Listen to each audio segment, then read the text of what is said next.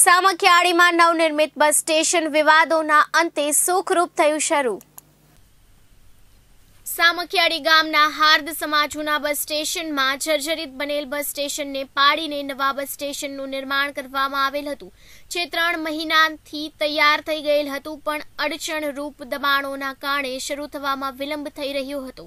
લાંબી સજાવટો પછી પણ કોચમાં પડેલા બસ સ્ટેશન ચાલુ થવાનું મુહૂર્ત વારંવાર ઠેલાઈ રહ્યું હતું, જેના કારણે મુસાફરોની હાલત પણ કફોડી બની હતી। અત્રે ઉલ્લેખનીય છે કે સામખિયાળી ગામને આજુબાજુના અંદાજે 41 ગામડાઓ સાથે રાપર તાલુકાના મુસાફરો પણ સૌરાષ્ટ્ર તરફ જવા અહીંથી જ જવું પડે છે। આમ 24 કલાક ધમધમતું આ બસ સ્ટેશન છેલ્લા 3 મહિનાથી બંધ હોવાથી મુસાફરોને કાળઝાળ ગરમીમાં ઊભા રહી હેરાનગતિ ભોગવવી પડે છે, જેના ઉકેલ માટે સામખિયાળી ગામના વેપારી અગ્રણી શ્રી ધનસુખભાઈ ઠક્કર દ્વારા પ્રથમ મુસાફરોની સુવિધા માટે સ્વખર્ચે મંડપની વ્યવસ્થા કરવાની સાથે ગ્રામ પંચાયતને ગત 30 માર્ચ સુધી આ પ્રશ્નનો ઉકેલ ન આવે તો ઉપવાસ પર ઉતરવાની ચીમકી ઉચ્ચારી છે।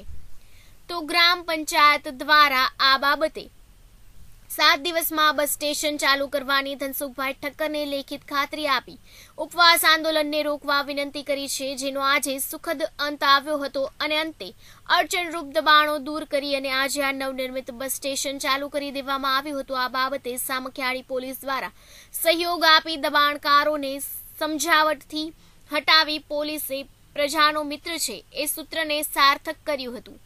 તો ગ્રામજનો દ્વારા પણ આ વિવાદિત પ્રશ્નનો સુખદ અંત આવતા રાજીપો વ્યક્ત કર્યો હતો। વેપારી એસોસિએશન પ્રમુખ શ્રી મોમાયાભાઈ બાળા તથા પૂર્વ ઉપસરપંચ અમીનભાઈ રાવમાએ આ બાબતે વેપારી અગ્રણી ધનસુખભાઈ ઠક્કરની કામગીરીને બિરદાવી અને સાથે સ્થાનિક મીડિયાના ફાળાની પણ નોંધ લીધી હતી।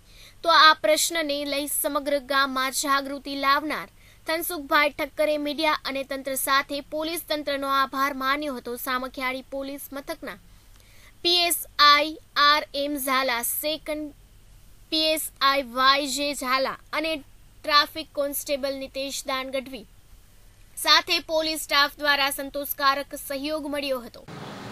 હું ધનસુખ ઠક્કર પહેલા તો સામખિયાળી ગામના તમામ વેપારીઓ તરફથી તથા મારા તરફથી તમામ પ્રિન્ટ તેમજ ઇલેક્ટ્રોનિક મીડિયાનો ખૂબ ખૂબ આભાર માનું છું કે અમારું જૂનું બસ સ્ટેશન જે શરૂ નહોતું થતું તે શરૂ કરવા માટે અમે જે પ્રયત્ન કર્યા અને તેમાં આપ સૌ મીડિયાવાળા સહયોગી થયા, તેથી હું તમામ મીડિયાનો અત્રેથી વેપારીઓ તરફથી તથા મારા વતીથી આભાર માનું છું।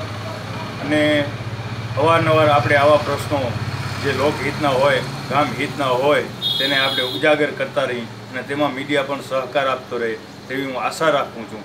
સાથે સાથે આ કામગીરી પોલીસ સ્ટેશન બસ સ્ટેશન ચાલુ કરવામાં જે પોલીસ ખાતાવાળાઓએ પણ સહયોગ જે અમને પૂરતો આપ્યો છે તેથી હું તેમનો પણ ખૂબ ખૂબ આભાર માનું છું।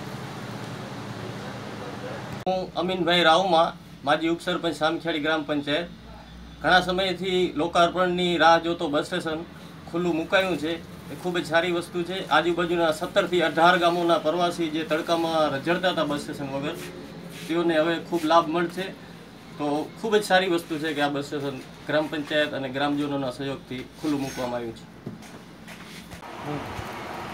હું સામખિયાળી વેપારી એસોસિએશન પ્રમુખ બાળા મોમાયાભાઈ અમરાભાઈ સહ જણાવું છું કે છેલ્લા 3 મહિનાથી આવતી જાતી પબ્લિકને બસ સ્ટોપ ઉપર બસ સ્ટેશન બનેલ હતું, તે છતાં હાલાકી પડતી હતી ચાલુ ન થવાના કારણથી।